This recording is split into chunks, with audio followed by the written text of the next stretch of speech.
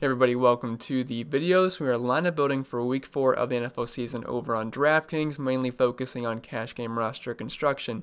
Now the purpose of this video is not for me to just give you guys a lineup and you run in all of your contests. I'm not even sure what the lineup's going to look like yet. We are just building on the fly together.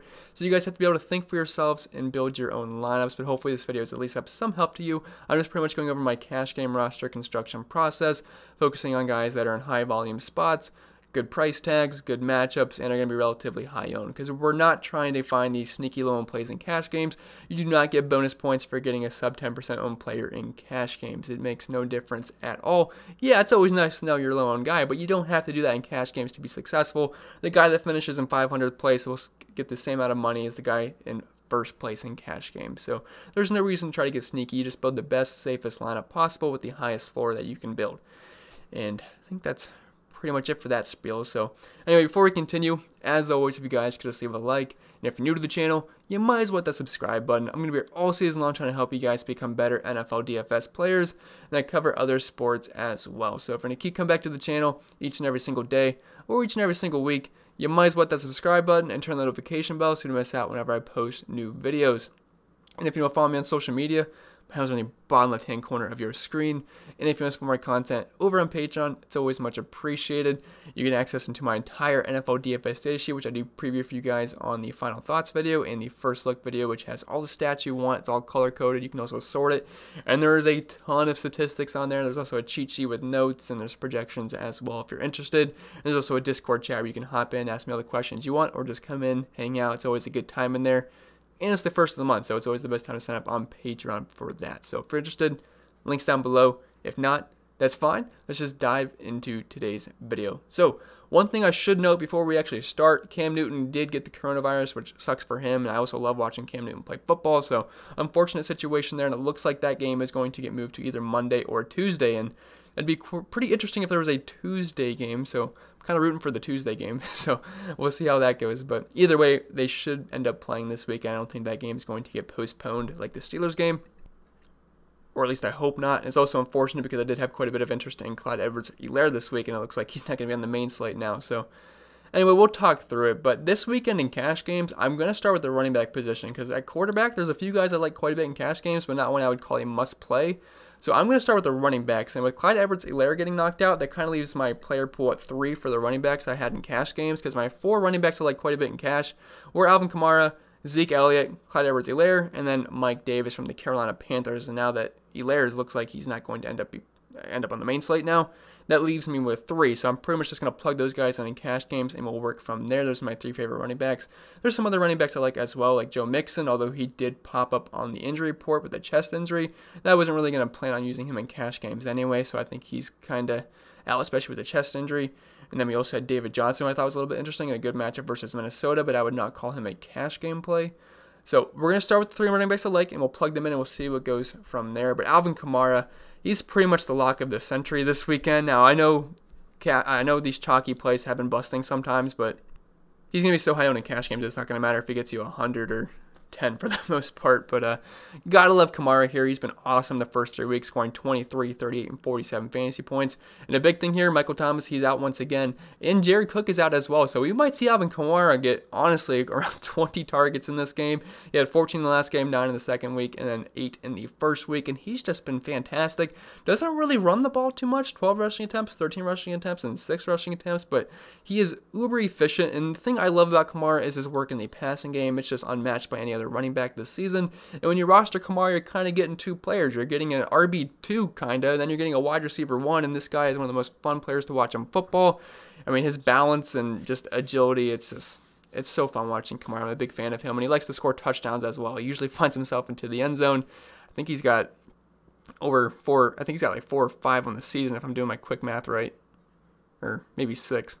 Yeah, he's got 6 touchdowns on the season, and I don't see why that's going to slow down here. It's a great matchup versus Detroit. And like I said, his work in the passing game, it's just elite for PPR scoring, which is what Draftkings is. He had 14 targets last week, 13 catches, 139 receiving yards, 2 receiving touchdowns. There was no Jared Cook and Michael Thomas. Expect the offense to run through Alvin Kamara, and this is a great matchup versus Detroit, who has not been good versus running backs this season. We saw Aaron Jones just absolutely crush them a couple weeks ago, which Alvin Kamara's kind of got a similar skill set with Aaron Jones, where he's a great runner and a great great receiving back as well. So Alvin Kamara, he's the pretty much the lock in cash games this week. He's expensive, but you can fit him in pretty easily. And then my second favorite running back is going to be Zeke here at 7,800. Now, the Browns' defense has not been bad this season. I believe they're 10th DVA versus the run. But I want some exposure to this game, and if I don't use Zeke, I'm probably not going to get exposure to this game unless I'm able to fit in Odell. But this game's got a 56-point over-under. The Cowboys have a team total over 30. They play at the fastest pace of play in the NFL this year, and we know Zeke's going to get all the volume he can handle. He's also getting quite a bit of work in the passing game this year as well, which is nice to see, so kind of like an Alvin Kamara light. And so far this season, 27, 23, 17 fantasy points. But I love the targets he's getting. He's gotten 4, 7, and last week he saw 11 targets, which was fantastic. If you can get me close to 11 targets from Zeke Elliott, I will take that. Because if he does, I'm getting like almost 30 targets from my running backs this week in Zeke and Alvin Kamara. And also Mike Davis. He's been heavily used in the passing game as well. So that's why I really like this group of 3 running backs, because they can also do damage on the ground and they can do it through the air as well. So I'm going to plug in Zeke here. I know the matchup versus Cleveland hasn't been the greatest this season. This Cowboys offensive line isn't as good as it once was. But he's going to get us close to 30 touches here, and there's going to be a lot of points scored in this game. And I could see Zeke having a pretty solid game. So I think he's a pretty safe play, and we're going to plug him in. And I feel really good with the start of Alvin Kamara and Zeke Elliott. Then, like I said, guys, the next running back I want to plug in is going to be Mike Davis on the Carolina Panthers. And he's just been heavily involved in the passing game so far, and he's pretty much stepped into the CMC role. He's not as good as Christian McCaffrey, obviously, but he's going to get the volume, and he's still just a bit too cheap here. And the Cardinals haven't been terrible on defense, or I should say, they haven't been terrible on defense, and they haven't been, I wouldn't say they have been that great. They are pretty strong versus the run so far, but they faced some pretty subpar running backs, and I think Mike Davis should be able to have a pretty solid game here. But what I'm most interested in is this passing game role that he's in. He's gotten 8 targets in week 2 and 9 targets in week 3. He scored 15 and 23 fantasy points. He should get us around 20 touches, and that's good enough for me at 5,700, especially if half of that's going to be through the air. So Mike Davis, I feel pretty good plugging him in my flex spot. And I love the start to this lineup. You got Kamara, Zeke, Mike Davis, all these guys should get around 20 touches, if not more, and the majority of that can come through the passing game as well. So I feel pretty good with the start of this lineup. And then at this point, I'm probably going to plug in my quarterback, and it's the cheap quarterback of the week. And that would be Ryan Fitzpatrick, who gets just a dream matchup versus Seattle. Has just been absolutely awful versus the pass this season. And Fitzpatrick really hasn't been that bad either. Looking at his game log, 8 points versus New England, but the past 2 weeks, 27 versus Buffalo, which was not a good matchup, then 25 versus Jacksonville, and he actually completed 18 out of his 20 passes, and he only threw the ball 20 times. So he was pretty efficient, and I think he's going to be throwing the ball quite a bit versus Seattle. This should be a shootout for the most part. There's an over-under above 50 here, which almost every game this week has an over-under above 50, but they're 6.5-point dogs at home, which should set up pretty well for Ryan Fitzpatrick. And like I said, Seattle has been awful through the air. They're actually allowing 440 passing yards per game. Think about that, 440 passing yards per game and 33.3 Draftkings points allowed per game to the quarterback position. Ryan Fitzpatrick is only $5,400, and he's not afraid to chuck the ball all game long. They should be trailing this game. He's got some decent options to throw the ball too. You got Preston Williams, Devontae Parker. So Ryan Fitzpatrick at only $5,400. I know there's a lot of good spend-up quarterbacks on this slate, like Kyler Murray, Russell Wilson, Deshaun Watson, Lamar Jackson. I guess Patrick Mahomes is not going to be on the slate, and then Dak Prescott as well. But for $5,400, I think we can get 20-plus points here. The matchup's pristine, so I'm going to plug him in. It's going to allow me to fit in those guys like Zeke, like Kamara, not really Mike Davis. He's only $5,700, but to fit in those 2 sort of running backs, I don't mind going with Ryan Fitzpatrick here because he should be able to hit value pretty easily. And that's going to leave us with $4,600 per player, which doesn't seem like a lot, but you have to throw in a cheap defense as well, and that'll up the stakes a little bit. So I think now we can move on to the wide receiver position. And since I spent up for Kamara and Zeke Elliott, I don't think we're going to be able to fit in a guy like DeAndre Hopkins, who is not, well, I shouldn't say he's not going to play. He's questionable for this game. I think he's going to play, but I don't really want to play a hobble DeAndre Hopkins at $8,500, and I'm not going to probably be able to afford him anyway, because if I plug him in, it leaves me $3,600 left, which I think he could probably do it, but it just doesn't seem necessary to me. I'm kind of be in the mid-range this week. So the first thing I should do, I guess, since I'm using Ryan Fitzpatrick, I obviously have confidence in him, which means I'm going to have some confidence in his wide receivers. So I'm going to plug in Devontae Parker here at $5,700 just so I get the pairing in Seattle. As bad as they've been versus quarterbacks, they've been just about as bad versus wide receivers, and they are actually giving up. It sounds not true, and I had to double check this. I said that in my final thoughts video, my first look video, because it just doesn't seem like it's right, but they're allowing 80 DraftKings points per game to wide receivers this season. I know it's only a 3-game sample size, but still, 80 DraftKings points per game given up to wide receivers, which I believe the second most is the Cowboys with around 52. So that's almost a 30-point difference, and they're getting absolutely toasted out wide. So I think Devontae Parker is probably due for his first blow-up game of the season. Now, this year so far, it hasn't been that great for him. He had 4 targets versus New England, but keep in mind he was going up against Stephon Gilmore. Then versus Buffalo, he saw a lot of Tre'Davious White. Still at 8 targets, 5 catches for a touchdown, 16 points. And last week, they only threw the ball 20 times, but he still had 5 targets, 5 catches, and 11 fantasy points. But this matchup, it's great. I think he's probably going to see double-digit targets here. Probably around 10 to 15 targets versus Seattle. I do expect them to be trailing, and Fitzpatrick should be chucking the ball. And why not get the ball to your best wide receiver in Devontae Parker? So I think he's a pretty nice pairing. In cash games, you don't really have to use combos. You can play your quarterback naked, but it's just mainly a price thing, and the matchup's just too good to pass up for me. So I like the Devontae Parker play pretty nice there with only $5,700, $5,400 as a pairing, which is barely over $10,000 or around $11,000, I should say. So I don't mind going with that. We have $4,300 left, and keep in mind we could go with a cheap tight end and a cheap defense, so this should be pretty doable.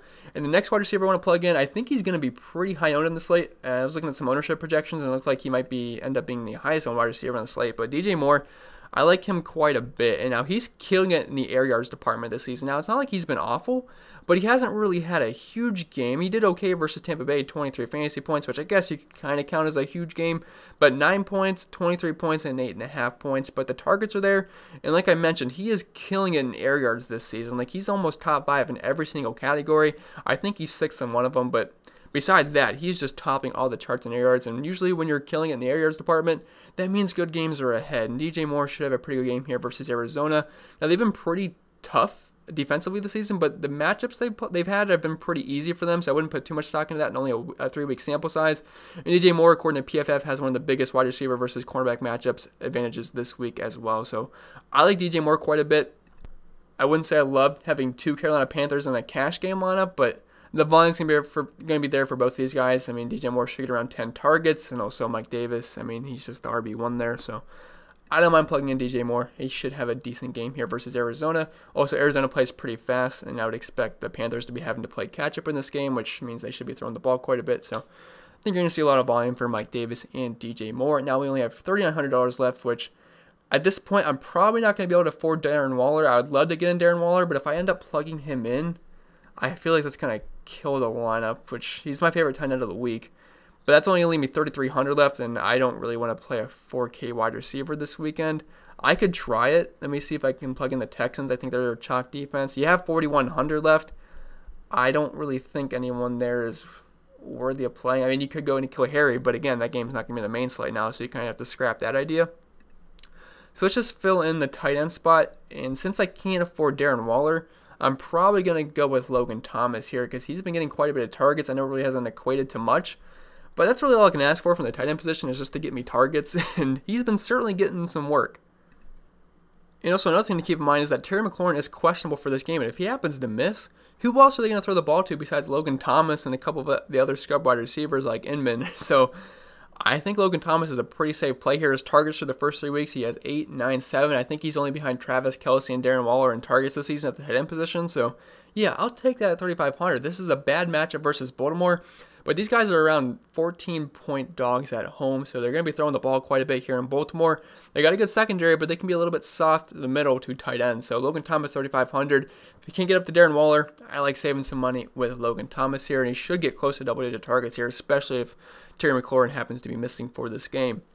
Now we have $4,100 left, so I'm probably just going to plug in a cheap defense, which, looking at ownership projections, the Texans are the cheap chalk defense this week, and since this is cash games, we can just eat it in this lineup, and that's going to give us $5,800 left, which I believe Odell should would have fit in here, and I don't really love Odell, and let me just make sure. So yeah, you get Odell here at $5,800. If you don't want Odell, you can go with CeeDee Lamb just to get exposure to that Cowboys passing offense, but I don't mind going with Odell. I know it doesn't feel great, and he certainly doesn't have the greatest chemistry with Baker Mayfield, but this matchup versus Dallas, it's the second best matchup you can ask for a wide receiver besides the Seattle Seahawks, so I don't mind getting Odell at $5,800. He's a bit cheap here, and the volume's there. It's not crazy volume, but it is there. He's got 10 targets in week 1, 6 targets versus week 2, and 6 targets versus Washington in week 3, and also a 56-point over-under in this game, and they are 4.5-point dogs on the road, so they should have to throw the ball a little bit more than they like to. because this is a run-first team, and if you think the Browns go down multiple scores, they're going to be throwing the ball quite a bit. And Odell should have a pretty decent game here. So at only 5,800, it's a great matchup versus Dallas. They're pretty beat up in the secondary, just in their defense overall. So I don't mind going with Odell at only $5,800. It doesn't feel great, but he definitely has that upside. Like in week 2, if he hits the long ball, he gets into the end zone, 17.4 points. We'll take that all day at 5,800. So definitely like Odell. I think there's some upside there, and that should even out our lineup at $0, which I actually don't feel too bad about this lineup. Again, I just made this on the fly, so don't just go out and use it all of your contests. You got to be able to build your own lineups. But I think from a cash game point of view, this is pretty solid. You got Fitzpatrick, who's pretty cheap. Great matchup versus Seattle. I'd take that price tag all day. Alvin Kamara and Zeke Elliott, 2 bell cow running backs, are going to be involved in the passing game as well. Devontae Parker, DJ Moore, Odell Beckham Jr., all good mid-range wide receivers. 5,600, 5,700, and 5,800. I think those are most people are going to end up for their wide receivers this week. Because I feel like, especially with Clyde Edwards-Helaire not going to be on the main slate, more than likely, a lot of people are going to go with the Alvin Kamara, Zeke, and Mike Davis route. So there's going to be your 3 chalk running backs this week. And then everyone's going to land in that mid-range for wide receivers. Now, tight end, I say you either go Darren Waller or Logan Thomas this week. I know Jared Cook's out, so you could look at one of the backup tight ends on these Saints, but it's kind of hard to trust either one of those guys. So I feel pretty good with Lance Thomas, especially if Terry McLaurin happens to be out. Mike Davis, like I already mentioned, he's kind of like Alvin Kamara, not nearly as good as Alvin Kamara, not saying that, but he's going to get some work on the ground and through the passing game as well. And the Texans defense, that's kind of just your last fit. I know it's not, look, the game's got, I think, a 53.5 point over-under, so it's not like I really want to use the Texans defense. But the Vikings offense, if they can stop Dalvin Cook, I don't think they're going to get absolutely killed. I think Adam Thielen and Justin Jefferson can have some decent games. I can have a decent game there, but I mean, they're only $2,500, so it's just going to allow you to fit in guys like Kamara, Zeke, and all those fun guys. But that's going to be it for the video, guys. I hope this was helpful. If it was, make sure you leave a like, and if you're new to the channel, make sure you hit that subscribe button. It really helps me out. I really do appreciate that. I'll have my core plays video posted either late tonight or tomorrow morning. You probably plan on it being tomorrow morning, but with that being said, I'm going to get out of here. If you want to check out the NASCAR DFS content, we are at Talladega this weekend, which is an awesome track, so if you don't play DFS for that, feel free to do that. You can check out my preview video, but we're going to get out of here. Follow me on Twitter, follow me on Instagram, follow me on Patreon, but if you want to support my content over on Patreon, it's always much appreciated as well. Links down below. And with that being said, I'm going to get out of here.